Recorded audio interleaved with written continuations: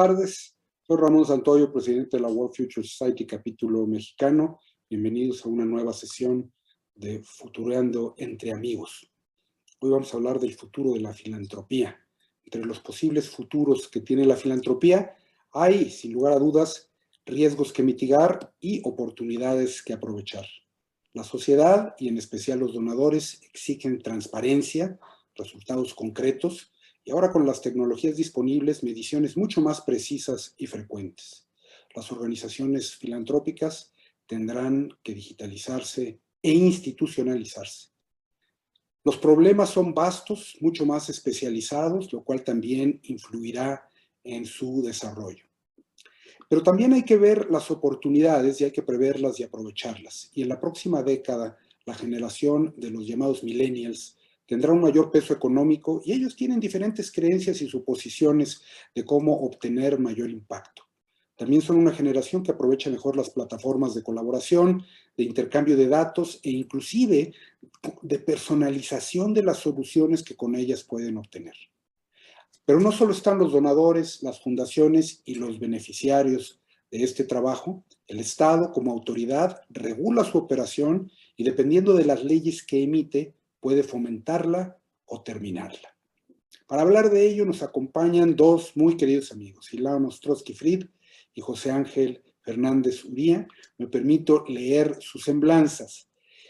Ilana Ostrowski-Fried es ingeniera industrial y de sistemas por el Instituto Tecnológico de Monterrey, graduada con mención honorífica de excelencia.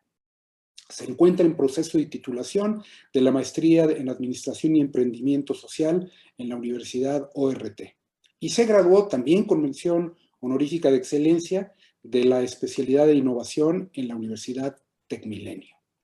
Es directora de la Fundación Moisés Itzkowitz AC, organización de apoyo económico a donatarias autorizadas con enfoque en educación, salud y asistencia. Es socia voluntaria de la organización Social Venture Partners de San Diego, en la cual participa en distintos procesos de selección y fortalecimiento.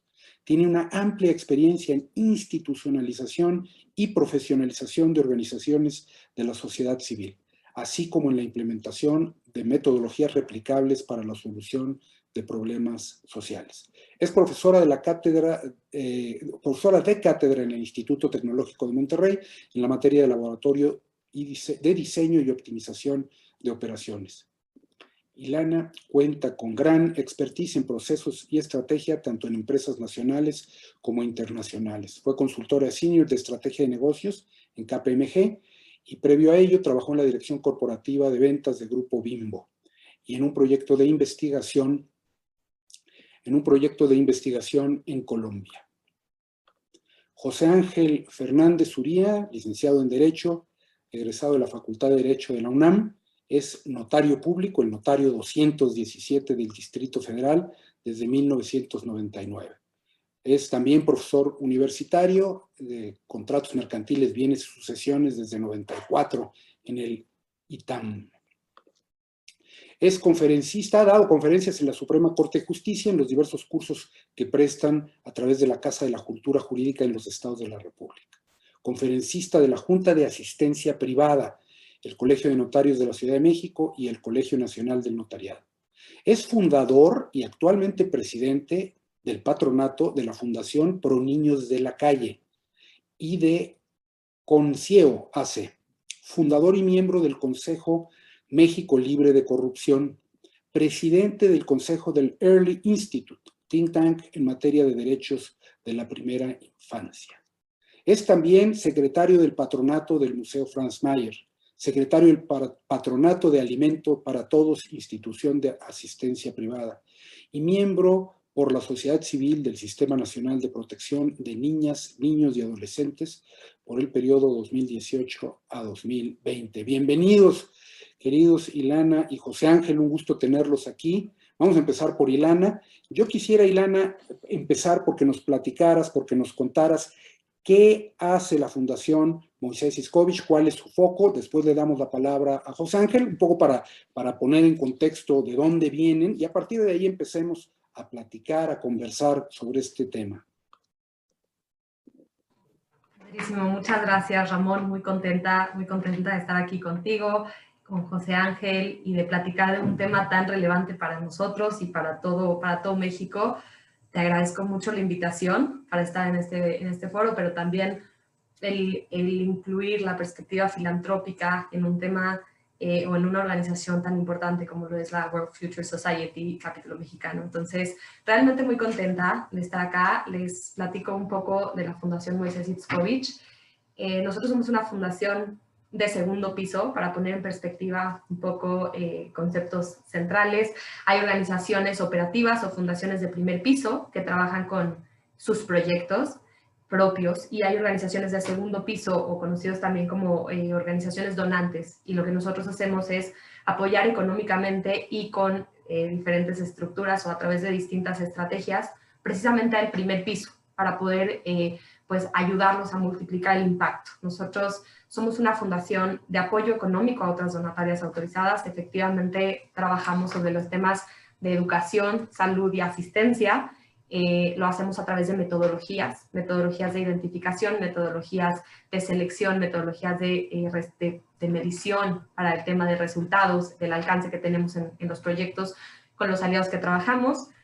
Y realmente, pues, nos constituimos aquí con José Ángel, entonces es un mundo chiquito, pero hace menos de 3 años. Es una fundación que tiene pues poco tiempo, pero de cualquier manera hemos estado trabajando a gran velocidad, y creo que eso lo vamos a platicar después, pero efectivamente en estos conceptos nuevos de filantropía, de poder avanzar pasos muy grandes en los primeros años, ¿no? Y somos una fundación que trabajamos institucionalización, profesionalización e inversión social. Nosotros lo que hacemos es replicar metodologías a través de las diferentes fundaciones con las que trabajamos. Por eso, de hecho, podemos tener un scope grande en cuanto a educación, salud, asistencia, porque lo que sabemos es ofrecer cómo seleccionar las causas que están alineados a lo que buscamos, pero también cómo acompañar a las organizaciones de primer piso en su fortalecimiento. Nosotros vemos que las organizaciones de la sociedad civil son fundamentales en México, y al serlo, pues invertir en ellas es muy importante. Entonces, más allá de apoyarlas en su causa, que efectivamente trabajamos, porque finalmente las causas sociales son maravillosas, pero además buscamos escoger aquellas causas donde nos permita tener el mayor impacto posible, ayudar a estas fundaciones aliadas, porque finalmente son nuestros aliados súper relevantes, los más importantes, las organizaciones del primer piso que están realmente ejecutando, y nuestra intención es ayudarlas y fortalecerlas a que sigan transformando los increíbles pasos que ya están dando en huellas, ¿no? Entonces, nosotros ofrecemos el apoyo a la causa, y además trabajamos en alianzas con fortalecedoras para que todas las fundaciones que seleccionamos a través de nuestros proyectos reciban un componente de institucionalización a través de consultorías personalizadas.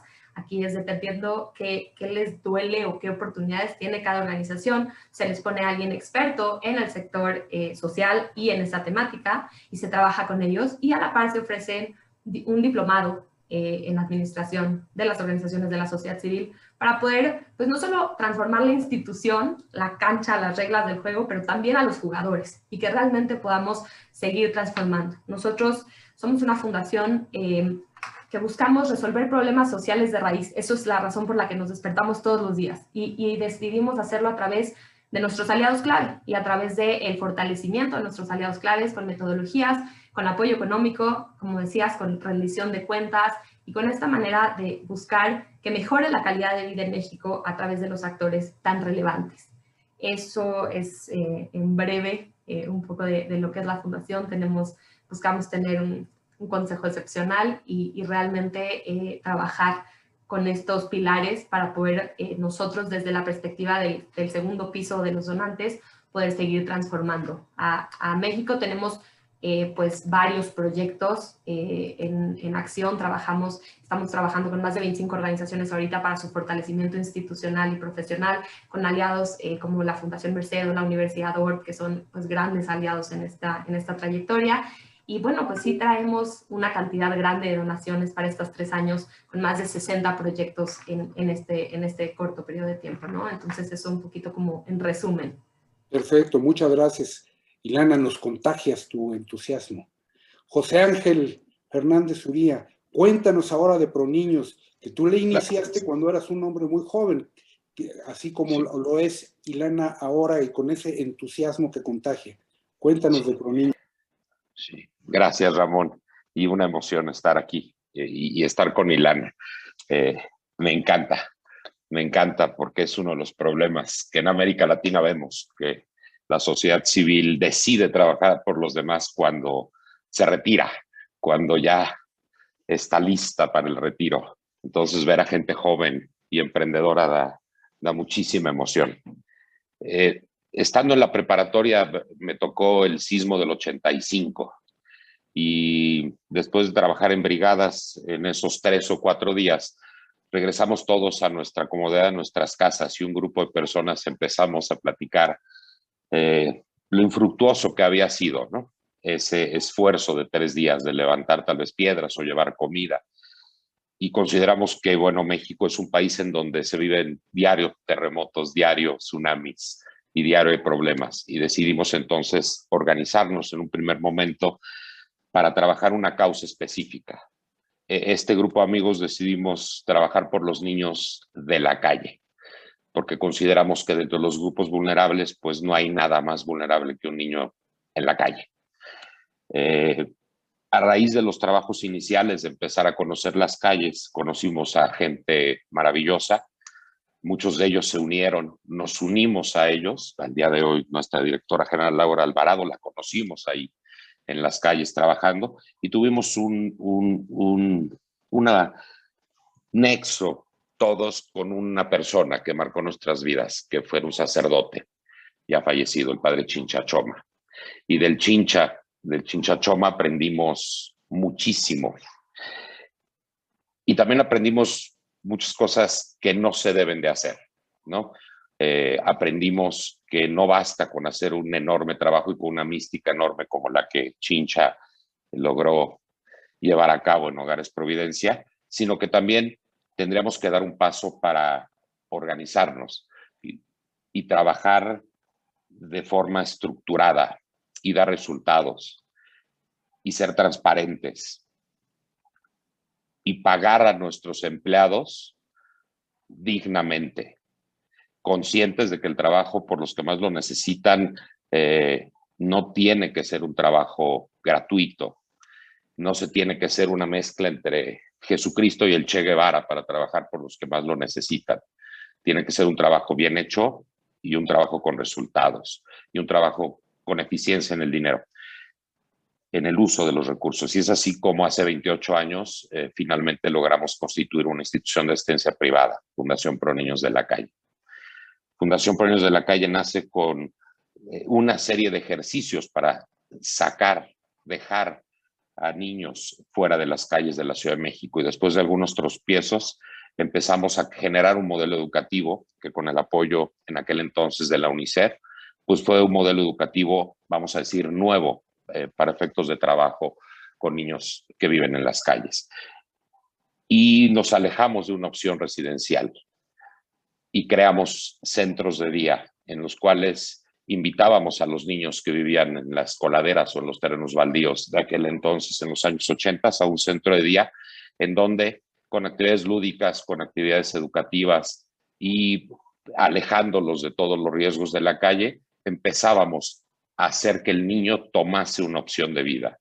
Nosotros no sacamos niños de la calle y los mandamos de vuelta a sus casas o a una casa hogar, sino que los acompañamos en un proceso para que el niño decida dejar de vivir en la calle. Y en un acto posterior, una vez que el niño opta por dejar de vivir en la calle, buscamos cuál es la mejor opción. Algunos de ellos, el 40% de estos niños que han dejado de vivir en la calle regresan a sus familias. No salieron de sus familias por un problema de violencia, sino tal vez por un problema de pobreza. Regresan con sus familias y les damos acompañamiento con sus familias. Otros que salieron de sus casas, abandonaron sus casas por un tema de abuso, de violencia, son canalizados, como en un 30% de los casos, a casas hogar, instituciones hermanas que los acompañan para que dejen de vivir en la calle. Y algunos, los mayores, les damos una opción de vida en las cuales les ayudamos a conseguir trabajo y les damos toda la asesoría para que ya puedan vivir de vuelta en la calle, pero no en la calle en la que todos vivimos, no en la calle del niño de la calle. Así empezó Fundación Pro Niños de la Calle. Con el devenir de los años, los problemas han ido creciendo y hemos crecido más en el estudio y con algunas teorías de la triple postura, a trabajar adicciones. Tal vez hace 28 años el 20% de los niños tenían un problema muy grave de adicción y consumían algún tipo de drogas, principalmente las mona, el chemo, resistol, aguarrás, los activos. Bueno, esto ha cambiado en 28 años y actualmente ya consumen también cocaína, crack, LSD, otro tipo de drogas que son más difíciles de tratar en cuanto a la adicción que generan, y nos hemos también especializado en eso, en la trata de adicciones. No hay forma de que el niño regrese a una vida sana y a una vida en sociedad si no pasa por un proceso de desintoxicación. Y por otro lado empezamos a trabajar con familias, con un programa que se llama PAF, que es Programa de Atención de Familias, en los cuales nos vamos a la raíz. Hay cerca de 200,000 niños en la Ciudad de México y en la zona conurbada, sobre todo en los municipios que rodean a la Ciudad de México, que están en riesgo de caer en la calle. Y un poco en una postura preventiva estamos trabajando con familias, ya no para atender niños de la calle, sino buscar que los niños no lleguen a la calle. De tal manera que hace unos años creamos el programa de atención de familias. Y por último, creamos una opción residencial para ya no niños de la calle, sino niños que dejan casas hogar después de que abandonaron la calle, parecido a estas casas muy del estilo europeo que se llaman casas de medio camino para la gente que tiene adicción, que se llaman casas de transición a la vida independiente, por el cual estos jóvenes que dejaron la calle y que tal vez tuvieron en algunas opciones residenciales, viven con nosotros en una casa durante un año en el cual les enseñamos a organizar su vida, a conseguir empleo, a llevar relaciones emocionales sólidas, a rentar una habitación, a ahorrar y a buscar un futuro mejor. Y crecimos hasta ahí. Por último, en una decisión que yo aplaudo mucho del patronato y de nuestra directora, pues hemos decidido ya en los últimos años incursionar en el ámbito público que ProNiños se había mantenido ajeno, y en la lucha y en exigir estos derechos tan de moda humanos para las poblaciones vulnerables, sobre todo de la niñez, buscando influir y cambiar políticas públicas en favor de la niñez. Entonces es un poco el crecimiento de ProNiños en estos últimos 28 años de que existimos, querido Ramón. Muy bien, José Ángel, muchas gracias. A ver, para entrar un poco en contexto, a mí me gustaría, y un poco para ver, ya hablamos de sus fundaciones, a mí me gustaría tener un poco más y hablar un poco de cuál es la situación actual en México. ¿Cómo está este tema de las fundaciones? ¿Cómo están? ¿A dónde están? ¿Qué situación tienen? Un poco para posteriormente hablar un poco del futuro, ¿no? O sea, hablemos del presente de las fundaciones como conjunto. ¿Cómo están? Y luego hablaremos cuál es ese escenario ideal al que queremos ir y qué es lo que tenemos que hacer para que se cumpla. Ilana. Gracias, Ramón. Creo que muy importante para poner en contexto la situación y la relevancia del sector social. Para empezar, vale la pena recalcar que hay diferentes bases de datos que tienen diferentes números en cuanto a la cantidad de organizaciones de la sociedad civil que hay en México. Y eso es un primer reto muy interesante, ¿no? Porque finalmente para poder transformar hay que poder medir, y cuando la medición depende de criterios demasiado específicos que luego no se comparten con el resto de las organizaciones, pues se puede volver un poco complicado poder buscar incidir sistémicamente. Entonces, entendiendo este concepto, pues tenemos diferentes organismos que nos ayudan con la medición de las organizaciones. Entonces, por ejemplo, el INDESOL nos dice que hay alrededor de 42,000 organizaciones de la sociedad civil, casi 43,000, pero de ese contexto tenemos más de un 60% inactivas. Inactivas quiere decir que no presentan ciertas características, más de 2 informes de cierto tipo de informes que son relevantes para mantener la actividad o este concepto de estar activo en INDESOL, ¿no? Entonces, pues estamos hablando de que sí hay una gran cantidad de registros, comparado con otros países no es una gran cantidad de registros, pero eso lo podemos tocar en un momento más. Pero finalmente hay una parte muy importante inactiva, ¿no? Y eso nos muestra un reto de poder mantenerse al tanto de las obligaciones que van teniendo las organizaciones de la sociedad civil. Hay estados, por supuesto, que tienen mucho más concentración de organizaciones de la sociedad civil. Por ejemplo, ¿quién? Por ejemplo, la Ciudad de México, el Estado de México, Veracruz, tienen muchas organizaciones de la sociedad civil e incluso en un nivel cuarto o quinto están incluso, por ejemplo, Oaxaca y Chiapas, ¿no? Mientras que con el menor número tenemos Campeche, Baja California Sur, Colima, tenemos diferente concentración de organizaciones de la sociedad civil, pero de cualquier manera hay una cantidad pequeña por cada 100,000 habitantes si lo comparamos con otros países, ¿no? Estamos hablando de que en México tenemos alrededor de 33 organizaciones por cada 100,000 habitantes, mientras que en países como en Estados Unidos estamos hablando de 670 por cada 100,000 habitantes, 650 en Chile, 270 en Argentina, 170 en Brasil. O sea, estamos hablando de una gran cantidad, mucho más, o sea, una cantidad muy superior a la cantidad que tenemos en promedio en México, ¿no? Entonces, bueno, eso de entrada nos pone un poquito en perspectiva con los números. Y la otra parte muy importante a mencionar cuando estamos hablando del contexto filantrópico, del contexto de las instituciones sin fines de lucro en México es pues el impacto que esto genera, ¿no? Entonces, no es una labor chica, no es un tema pequeño que estamos hablando de generación de personal remunerado de más de 1,5 millones de personas, de más de 2.2 millones de voluntarios que trabajan en estas instituciones sin fines de lucro. Estamos hablando de una proporción respecto al PIB de casi el 3%, ¿no? Entonces, no es un sector pequeño, no es un sector, digo, por supuesto, esto se va dividiendo entre las públicas y las privadas, pero de cualquier manera estas instituciones sin fines de lucro tienen una relevancia muy importante en el país, ¿no? Y el entender que son muy pocas organizaciones de la sociedad civil y tienen un peso importante en el sector, nos damos cuenta del extraordinario trabajo que está haciendo la sociedad civil, aunque eso no quita, por supuesto, los retos que vamos a tener que ir mitigando y las oportunidades que definitivamente tenemos que seguir tomando. Oye, Ilana, y dentro de, tú que tienes tantos datos, dentro de, no dejas de ser ingeniera finalmente, dentro de todo este espectro de estas organizaciones, ¿hay temas que estén sobrecargados de instituciones y algunos otros que estén poco atendidos?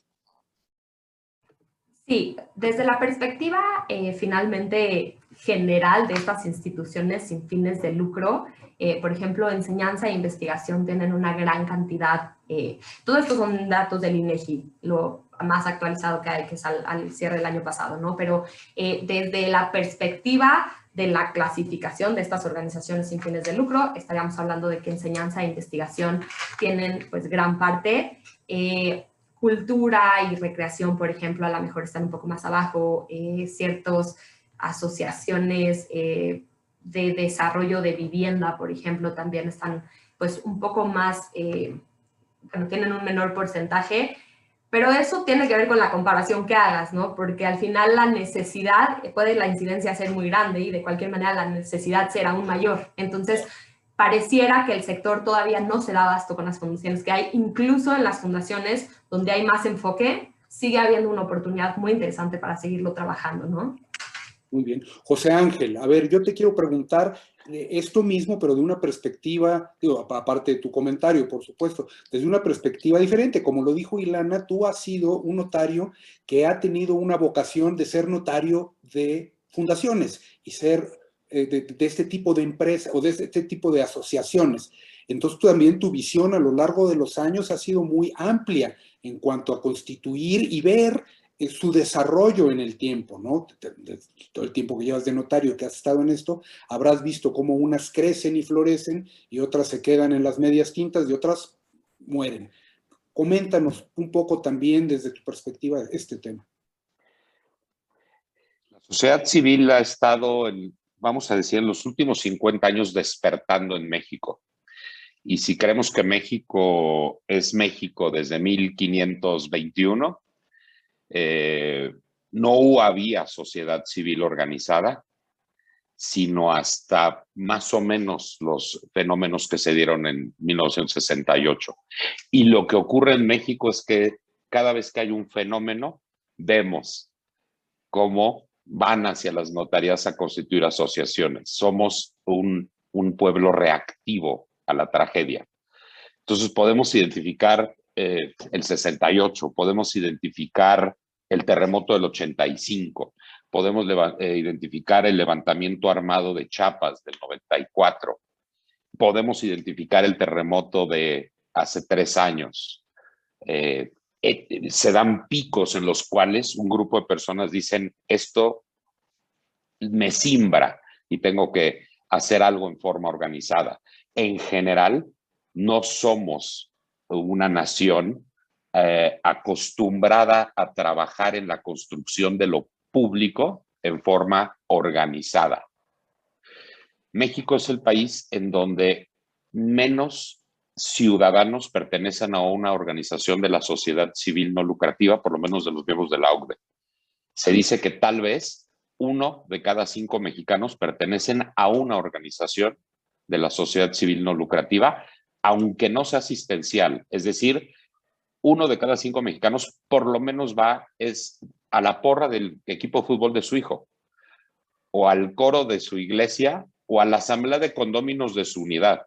1 de cada 5. Por ejemplo, Alemania, cada alemán pertenece por lo menos a 5 organizaciones. Pero en contraposición a ellos somos la mayor cantidad de acciones solidarias únicas de países miembros de la OCDE. Se cree que se realizan 160 millones de acciones solidarias. Ayudar a una persona a cruzar la calle invidente, a darle el asiento del camión a una mujer que está embarazada, por ejemplo, que se agotan por el uso, se agotan. Y eso es muy curioso, ¿no? Entonces, no nos organizamos. Lo que necesitamos es organizaciones y asumirnos con un compromiso de responsabilidad social que nos haga organizarnos permanentemente, no a tener acciones solidarias únicas. Este es un maratón, no es una carrera de 100 metros. El mundo no se arregla estando 24 horas sin dormir alimentando a los que tienen hambre, porque al día siguiente otra vez van a caer en hambre. Esto tiene que ser en forma organizada. Y ese despertar lo están dando las nuevas generaciones, el cómo lograr organizarse hacia los demás. Bueno, entonces, porque como mexicanos estuvimos acostumbrados a que nos solucionaban nuestros problemas. Si hablaras de culpables, vamos, por los primeros 300 años de la formación de México, el culpable fue la Iglesia Católica. Si tenías un enfermito, lo llevabas con las monjitas que atendían enfermitos. Si tenías un niño huerfanito, con otras monjitas que atendían huerfanitos. Y la colonia hizo eso. Cuando llega toda la reforma juarista, acaba con mucha de la riqueza de la iglesia, pero también con gran parte de esa obra que hacía en sustitución de las personas. Y entonces Juárez crea lo mismo y crea el Instituto Mexicano del Seguro Social, el Instituto de Seguridad y Servicios de los Trabajadores y los programas de solidaridad. ¿Y qué pasa con la sociedad que estuvo acostumbrada a extender la mano en una forma se fue dando históricamente? ¿Qué pasa en Europa, por ejemplo? En Europa las guerras de reforma fueron diferentes. Las iglesias estaban peleadas entre sí y los príncipes estaban peleados entre sí y nadie, vamos a decirlo así muy coloquialmente, pelaba a la sociedad. Entonces la sociedad se organizó en paralelo a estos dos grupos mucho antes que nosotros.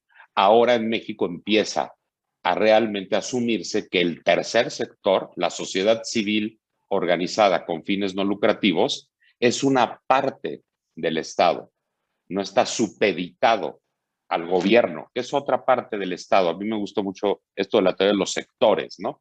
Primer sector, segundo y tercer sector. El tercer sector, la sociedad civil organizada con fines de lucro, es un componente del Estado, junto con el segundo sector que es la empresa y el primer sector que es el gobierno. Y hay un cuarto sector que es ciudadanos desorganizados. Algunos le llaman los idiotas. En Grecia, el que no iba a la plaza pública a participar de las decisiones públicas se le llama idiot. Un Estado, vamos a decir, bien organizado, el 30% de su población está en el primer sector, en el gobierno, trabajando en el gobierno. Una tercera parte, un 30%, está en la empresa, la sociedad civil organizada con fines de lucro, y un 30% de la población debería de estar en el tercer sector, la sociedad civil organizada sin fines de lucro, y tendrías una población del 10% que no participa en la construcción de lo público. México cada vez menos, pero está totalmente desbalanceado. Tal vez tienes un primer sector de 40% de la población, un 20% de la población en la empresa, un 5% en la sociedad civil sin fines de lucro y un 40% de idiotas, si lo quieres llamar así, o población desorganizada. Y poco a poco esto se está equilibrando. Partiendo de este comentario y de esta necesidad, y un poco llegamos al tema que nos interesa en Futureando entre Amigos, que es entonces, ¿qué hay que hacer? ¿Cuáles son los diferentes escenarios? Yo veo que aquí, pues sin duda, un escenario tendencial es que las cosas sigan como está, y esperemos que haya, tendríamos que esperar a que hubiera cierto tipo de eventos semicatastróficos, o por lo menos que influyeran en nuestra vida para que hubiera una creación mayor de sociedades, esperando que esas entidades que se crean tengan personas con mucho entusiasmo como ustedes para crear y mantener en el tiempo esto, tratando, como lo hace Ilana, de que se institucionalicen y todo. Pero yo creo que podemos ir por más. ¿Cuál sería, para no ir en este escenario tendencial, qué tendríamos que hacer para realmente dar un salto hacia adelante? Irnos a un escenario, al escenario deseado, al escenario ideal que quisiéramos, que dijéramos, ¿qué características tendría? Tú ahorita partías la sociedad en los tres sectores y decías 30% deberían de estar en este sector. Obviamente hay una parte importante de donación, hay una parte importante de que el gobierno tendría que apoyar y dejar que este tercer sector trabajara con libertad, lo cual también tiene implicaciones de todo tipo, porque ser el que da el dinero pues tiene ventajas, ¿no? O sea, hay una serie de temas. ¿Qué hacemos? ¿Qué hacemos? ¿Cuáles son los siguientes pasos? Ilana, ¿tú cómo lo ves? O sea, ¿cuáles serían entre las organizaciones que tú apoyas? ¿Qué les pides? O sea, ¿cuáles son tus metas de decir, yo quisiera que las organizaciones, estas 60 organizaciones que has hablado, que apoyas como una fundación de segundo piso, ¿cómo en vez de tener 60 pudieras tener más, y cómo pudieras hacer que esas semillas que siembras y que apoyas realmente florecieran y hubiera un efecto multiplicador y que llegáramos hacia donde necesitamos estar? O más bien, empecemos más atrás, ¿a dónde necesitamos estar? Me encantaría poderte responder exacto lo que estás preguntando. Sería fantástico tener a la mano una respuesta así, pero bueno, voy a intentar dar la mejor perspectiva que busca combinar muchos factores, ¿no? Y desde el entendimiento del contexto social. Pareciera que, bueno, para hablar efectivamente de dónde queremos estar, podemos platicar de retos y de las oportunidades, ¿no?, que tenemos en este proceso de construcción. Y realmente los retos mismos son oportunidades en cómo seguir fortaleciendo a la sociedad civil. Creo que una de las cosas más importantes es cambiar el chip. Creo que traemos un chip de hace mucho tiempo, un poco esta analogía de, pues yo siempre he hecho el pollo y pongo pues las patitas en otra parte, en otro sartén, ¿no? Y siempre lo he hecho así, y siempre lo he hecho así, y de repente alguien me pregunta por qué, y yo decía, porque así lo hizo mi mamá, ¿no? Y porque así lo hacía mi abuelita, y nos vamos, ¿no? Y resulta ser que nadie había cuestionado, y resulta ser que era porque cuando mi abuelita cocinaba, el sartén era muy chico, la olla era muy chica y no le cabía el pollo completo. Pero no había alguna razón, no hay un tema de sabor, no, es meramente que la situación en ese momento era distinta. Entonces, el poder cambiar el chip y dejar de cocinar en dos sartenes y poder realmente decir, bueno, ¿qué es lo que funciona y cómo voy a hacer de la forma más eficiente sin estar gastando más material, sin estar gastando más energía, etcétera? Es poder ayudar a las organizaciones a realmente tomar este camino de cuestionar y este camino de ser habilitadores. Y las organizaciones hoy en día hacia allá vamos, ¿no? Pero sí es cierto que el sector social trae un chip de ayuda, de dar en una especie de patriarcado, ¿no? Una especie de paternidad de te doy, pero no te habilito para que tú solito termines de cosechar. Entonces, Eso está cambiando, las organizaciones de la sociedad civil lo están cambiando. Hay muchos enfoques de derechos humanos que buscan generar además a los agentes de cambio en las mismas comunidades, el poder tener una alianza entre un segundo piso y un primer piso que realmente no solo sea una investigación de escritorio, ¿no? Sino que realmente se trabaja en conjunto con las fundaciones de primer piso, con las organizaciones que están ahí, y que podamos entender este pensamiento, quitarnos, creo que uno de los temas importantes hacia donde tenemos que ir es entender que el sector social también requiere talento. Esta idea de que es nada más dar porque este concepto de dar, aunque no me sobre o me sobre, da igual, pero por ayudar, creyendo que, por supuesto, dar siempre es algo que aporta valor, ¿no? Pero ya los problemas sociales son tan complejos que ya no solamente se trata de dar, ¿no? Y ya no solamente se trata, este ejemplo clásico de dar el pescado contra enseñar a pescar, ya no se quedó ahí. Ahora ya no solo tenemos que enseñar a pescar, tenemos que asegurarnos que la gente tenga un entorno habilitado para pescar, porque no importa si sabes pescar y sabes perfecto usar la caña y tienes el material, si no tienes dónde pescar. Entonces, este cambio de chip en que las organizaciones sociales resuelven problemas sociales, eso es algo muy importante para poder llegar a donde tendríamos que llegar, ¿no? Necesitamos talento, traemos un concepto, un tabú de, es que el sector social es voluntario, ¿no? No es así, las mejores empresas son porque tienen al mejor talento y estamos como personas fuera del sector muchas veces en contra, es que yo ¿por qué voy a pagar un sueldo? Bueno, porque el talento cuesta y queremos a los mejores, y esta idea de tener que escoger entre poder hacer el bien y poder mantener una familia es contraproducente contra los resultados que queremos, ¿no? Entonces, yo creo que eso es una parte fundamental en el tema de los problemas complejos que estamos resolviendo, del talento que requerimos.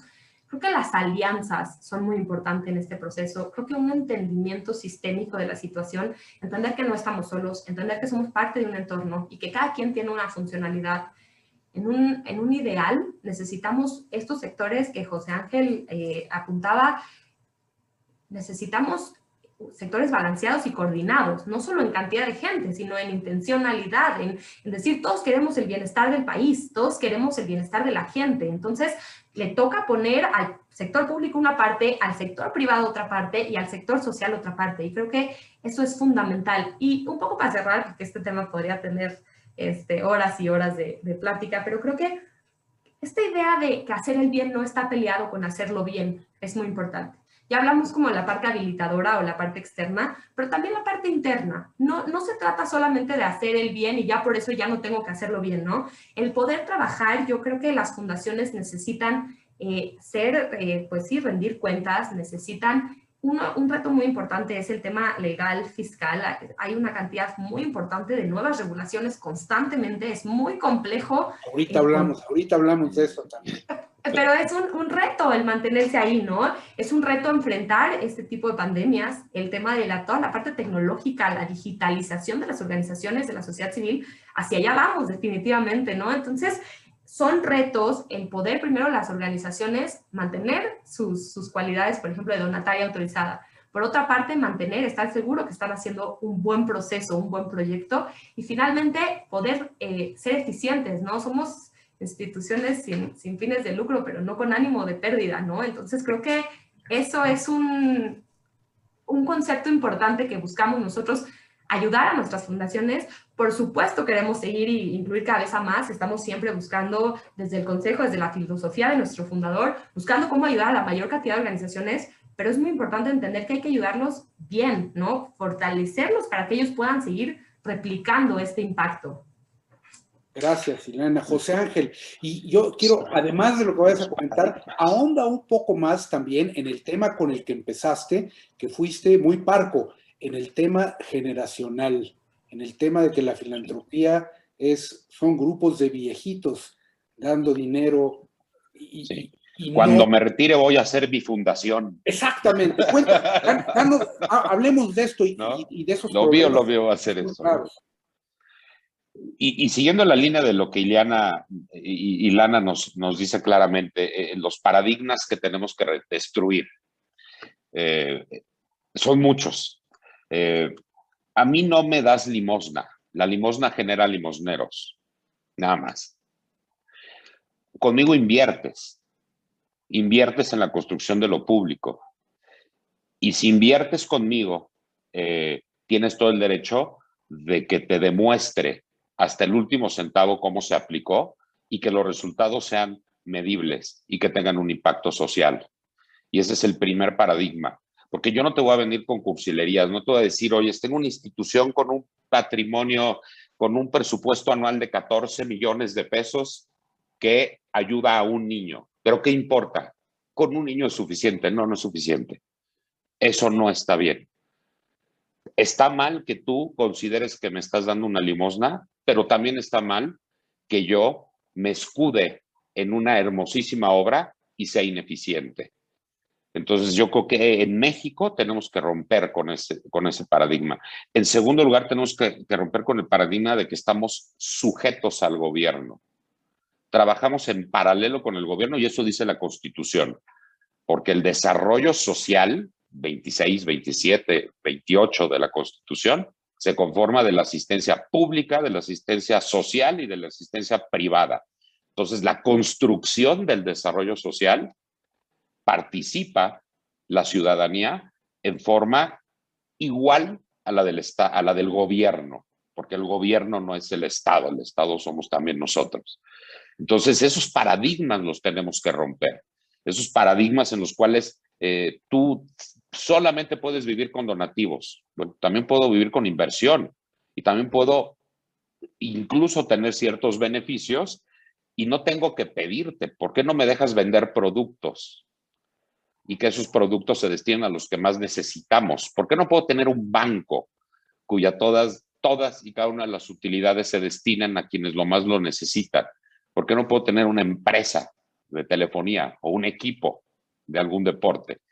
O sea, ¿por qué necesariamente tengo que dar lástima? El problema es que por años así nos lo hemos creído, que vamos a dar lástima, ayúdanos, porque es que somos tan pobres y ayudamos a los todavía más pobres, entonces lo poquito que me des, créeme que lo voy a necesitar. No, me tienes que dar mucho, tienes que dar hasta que te duela, decía Teresa de Calcuta, ¿no?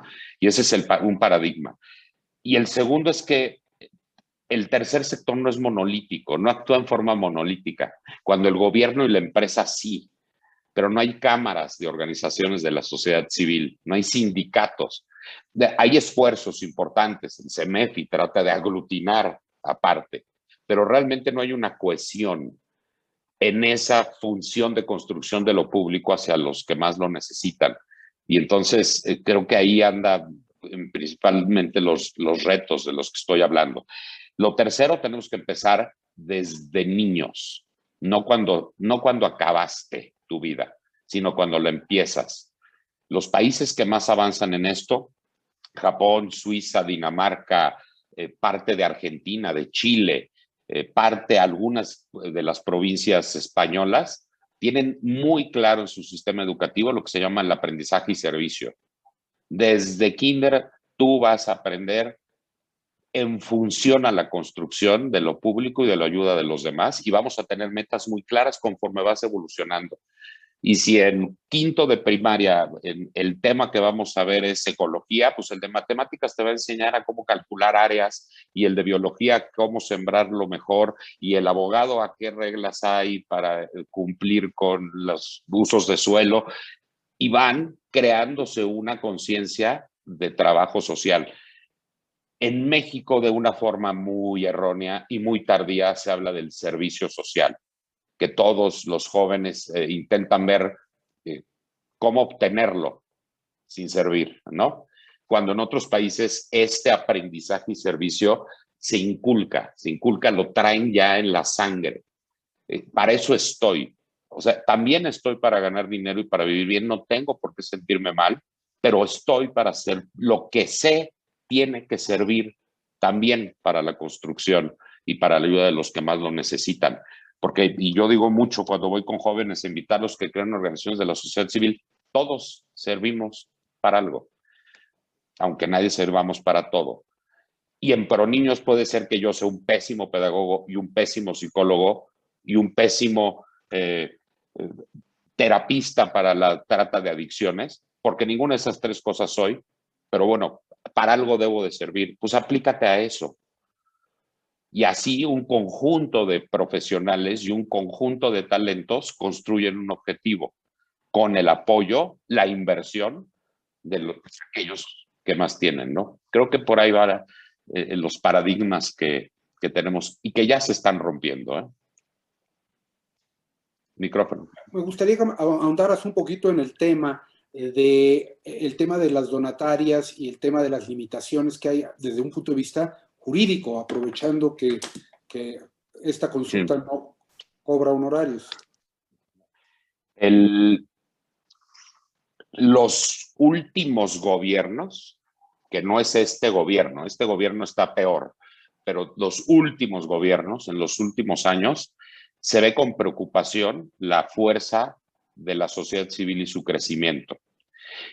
Y dos personas organizadas sin fines lucrativos son muy difíciles de detener, se van como arena entre las manos. La forma, tal vez, de controlarlos es con el dinero.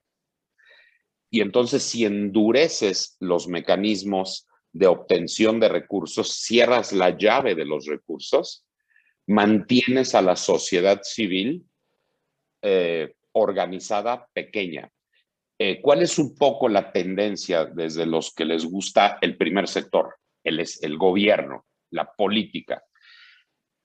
La tendencia es, ¿a qué apuestas? Cuando la sociedad civil organizada se enoja organizadamente. Cuando la sociedad civil desorganizada se enoja desorganizadamente. Se llaman revoluciones. Es más fácil en apuesta política apostar a contener un enojo desorganizado que un enojo organizado. Entonces, la intención de alguna manera es tener controles, sí por efectos de lavado de dinero, sí por efectos fiscales, pero el gobierno ha visto los mecanismos de buscar el cómo no o el cómo, en lugar del cómo sí, fomentar el desarrollo del tercer sector. De tal manera que año con año las reformas a la ley del impuesto sobre la renta para obtener el carácter de donataria autorizada cada vez son más duras. ¿Qué es eso de donataria autorizada? Puede haber organizaciones de la sociedad civil que no sean donatarias autorizadas. El problema es que de dónde y de qué vive una organización de la sociedad civil no lucrativa. Una organización de la sociedad civil no lucrativa en principio vive de las cuotas de sus propios asociados. Pero cuando esas cuotas no son suficientes, tienen que buscar recursos o de la sociedad civil, de los particulares o del Estado, del gobierno. Y de esa manera, lo que se pretende es permitir que una organización de la sociedad civil pueda obtener donativos de un particular a cambio de un recibo que será deducible para ese donante. Aquellas organizaciones de la sociedad civil que pueden dar un recibo que sea un CFDI, que sea deducible para el que dona, se llaman donatarias autorizadas. Bueno, pero podrá haber mucha gente que esté dispuesta a donar sin que le des un recibo. Es mucho menor.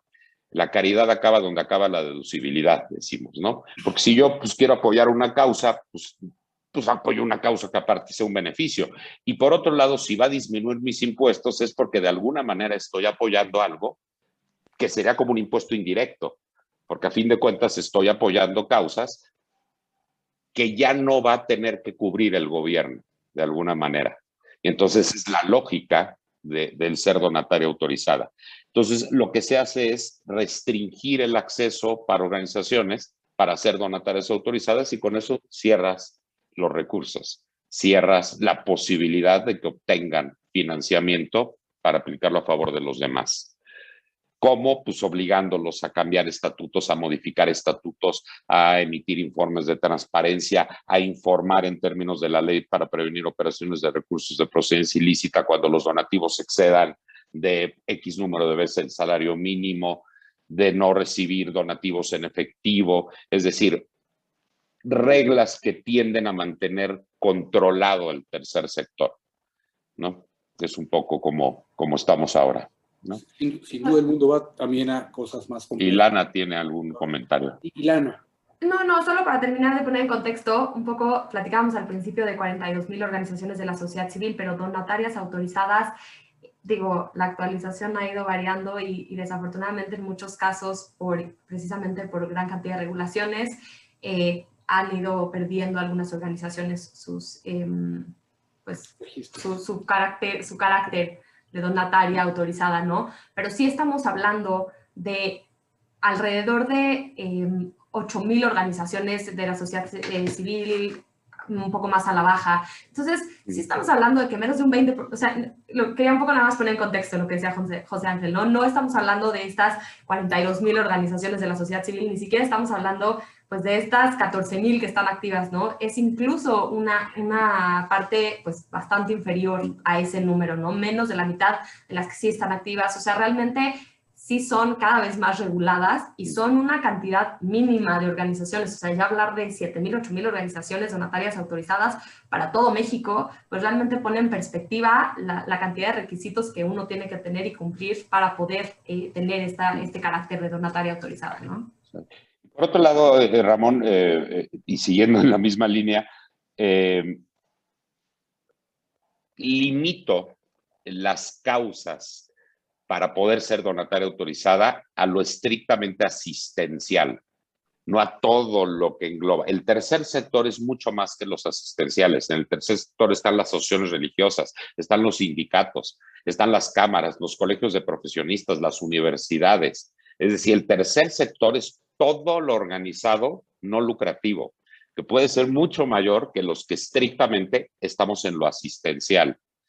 Al cerrar el círculo, no solamente evito el trabajo asistencial de tal manera que el único que puede asistir soy yo, gobierno. Aquí el único que ayuda a los demás, el único que regala dinero, soy yo, gobierno. Nadie más lo puede hacer.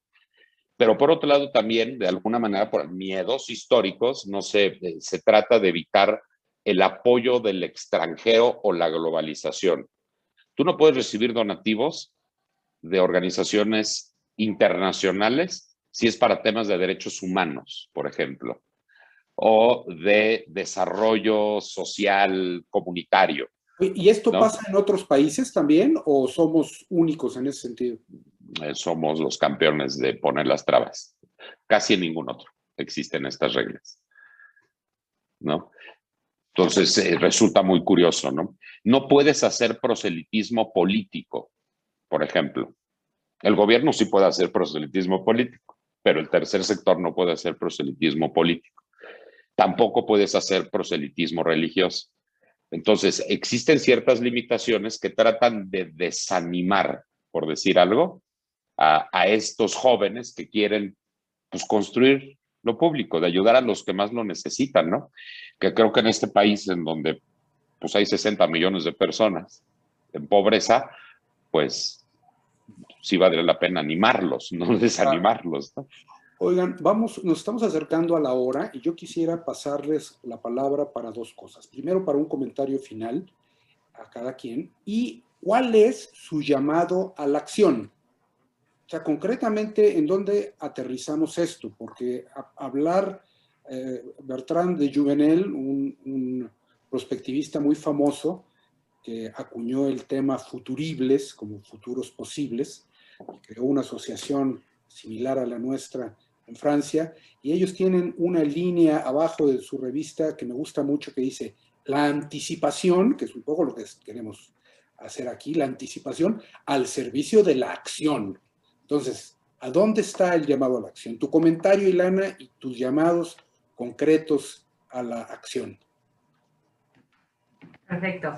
Pues un poco el comentario de cierre. Perdón, Ilana, porque luego pasamos a las preguntas, porque ya veo que ya se están acumulando. No acabamos, pasamos a las preguntas para darle paso también a todos los que nos están escuchando. Perdón, Ilana. No, claro, gracias, Ramón. Pues antes digo, para ser un poco más concreta ante una de las preguntas que ha sido mostrando interés, bueno, que se ha ido mostrando interés a lo largo de la conversación, creo que lo ideal es un panorama donde cada quien desde su frente participa entendiendo que es un sistema. Un sistema es un conjunto de partes interrelacionadas que trabajan por un objetivo común.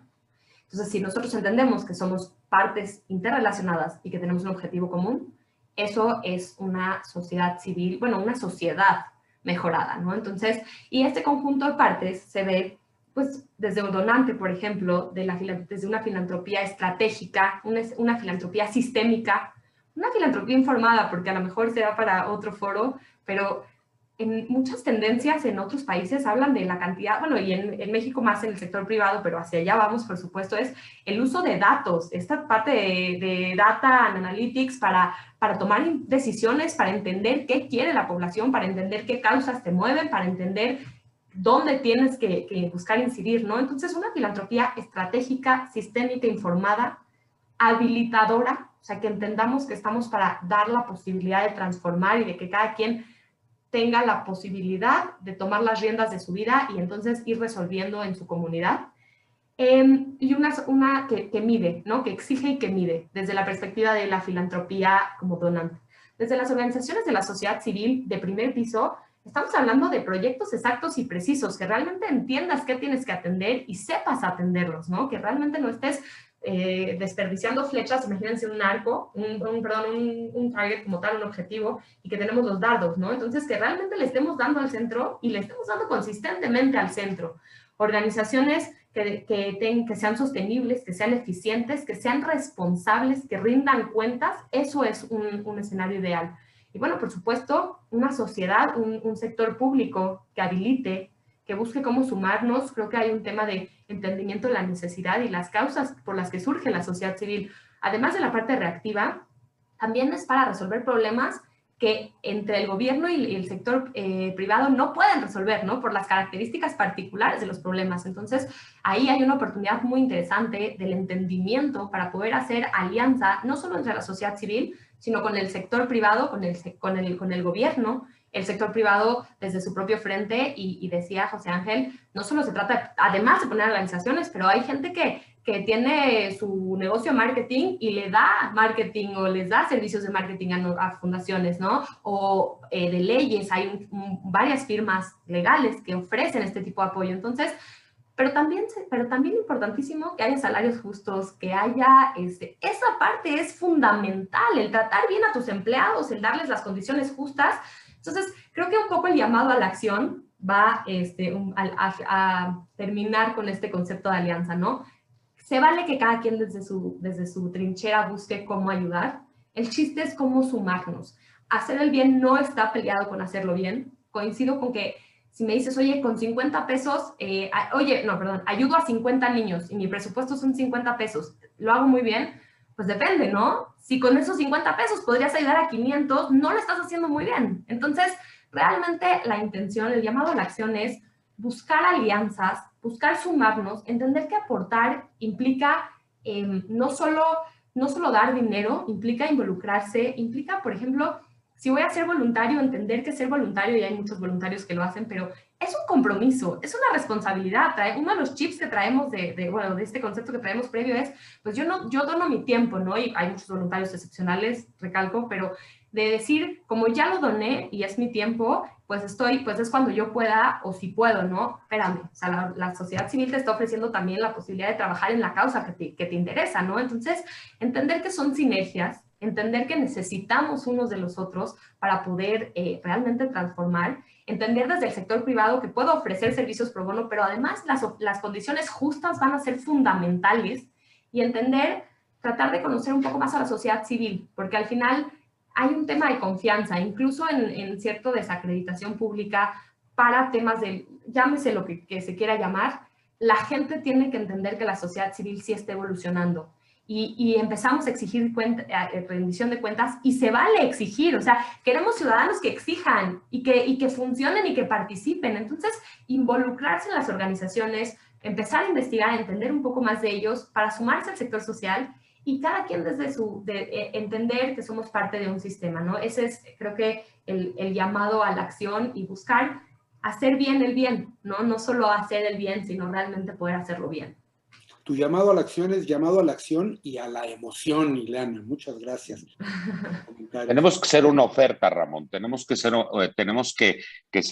una verdadera oferta para todos los jóvenes que en su primer trabajo se sienten y digan, a ver, voy a trabajar para el gobierno, voy a trabajar para una empresa, para una organización de la sociedad civil. Y la oferta laboral tiene que ser igual, con los mismos sueldos y con los mismos aprendizajes y también con los mismos exigencias en cuanto a resultados. Tú no vas a venir a trabajar a ProNiños para hacer como que trabajas y yo voy a hacer como que te pago. No, yo te voy a pagar y te voy a pagar y voy a intentar que sea lo más parecido al mercado laboral de los otros sectores, pero te voy a exigir de la misma manera. Esto es de resultados, no de buenas intenciones. Y ese es un chip que tiene que cambiar la sociedad civil. La sociedad civil tiene que cambiar de creer que el mundo está lleno de grandes mecenas. Y nos suelen a preguntar a nosotros, ¿quién está detrás de ProNiños? Pues los que ves, estamos más bien adelante, los patronos. Y detrás, pues hay 900 donantes periódicos que promedio donan 300 pesos al mes, más empresas que donan cantidades mayores, más colectas, rifas y proyectos que se ganan en el extranjero, y no hay nadie detrás. Pues delante estamos todos. Estamos y damos la cara y te respondemos y nos hacemos creíbles.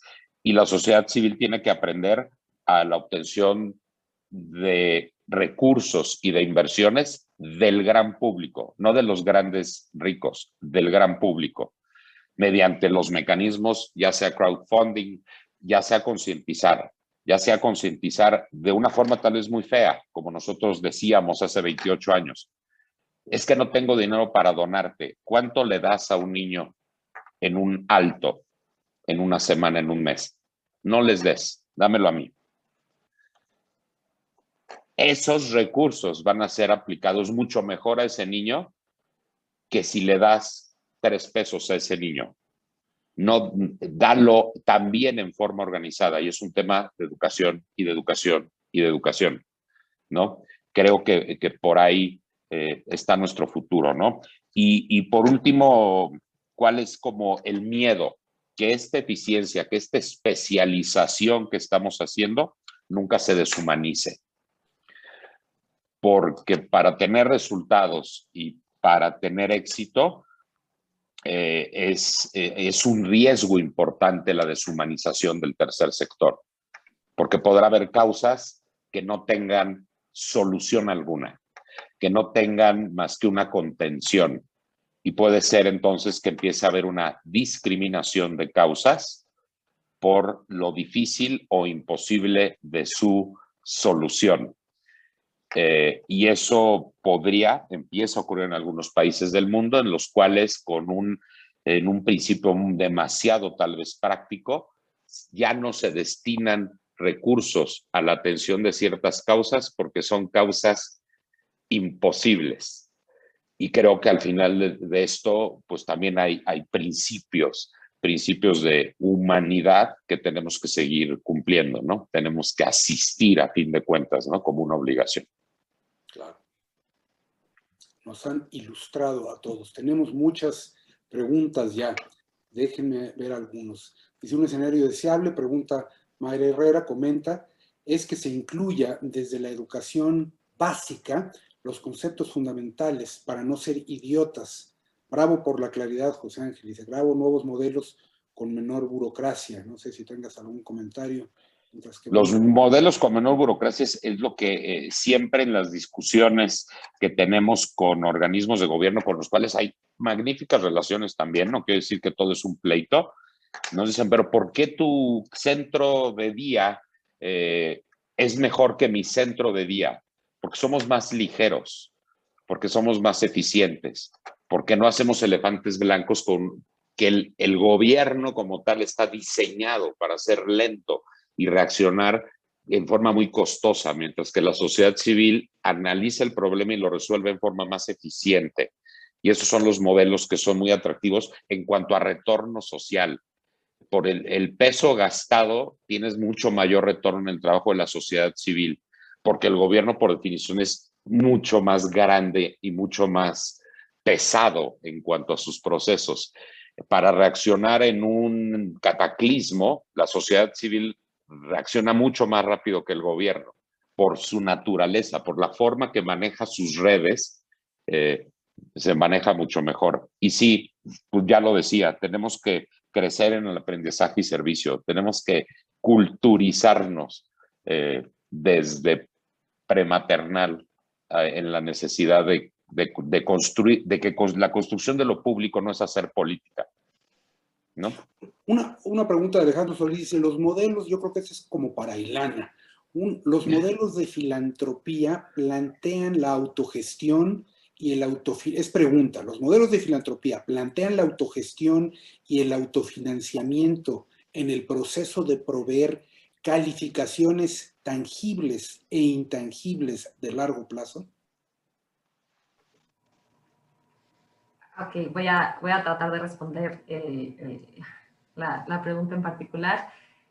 Y se puede ver desde diferentes perspectivas, ¿no? Esta idea de poder ser autosostenibles es un arma de dos filos hoy en día.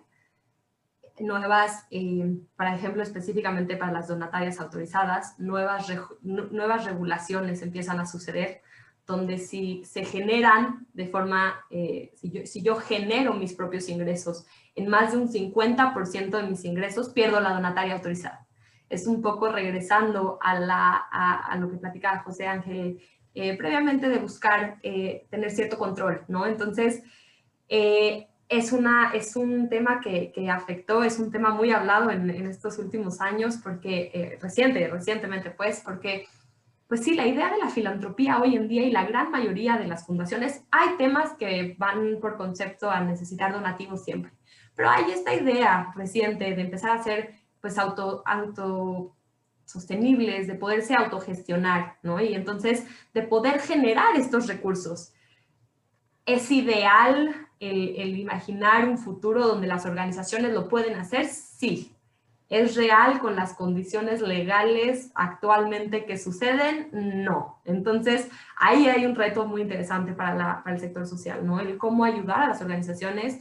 El hablar de la medición de impacto ha sido mucho el talón de Aquiles del sector social. Es complejo cuantificar, no quiere decir que no ha habido grandes avances, es un poco más complejo el cuantificar. Pero si hablamos de la parte de recursos, hay un trade-off, ¿no? Hay que entender que sí se espera que siga habiendo una parte importante que provengan de donativos para que yo, pues sí, haya un poco mayor control, ¿no? Porque entonces, si las organizaciones se vuelven, si tú puedes ser sostenible, pues al final de cuentas puedo controlar un poco menos, ¿no? Pero es importante mencionar que sí hay este nuevo chip en las organizaciones. Hoy en día, la mayoría de las organizaciones con las que nosotros hemos coincidido, no quiere decir que todas, pero la mayoría con las que nosotros hemos coincidido, realmente tienen esta idea de no depender, ¿no? Y no depender de un solo donante. Y entonces ya no es a lo mejor yo gestionar o yo hacer, pero sí de tener varios donantes o de tener algunos proyectos. Entonces, sí es posible, los modelos filantrópicos nuevos sí traen una nueva idea de no tener ese nivel de dependencia,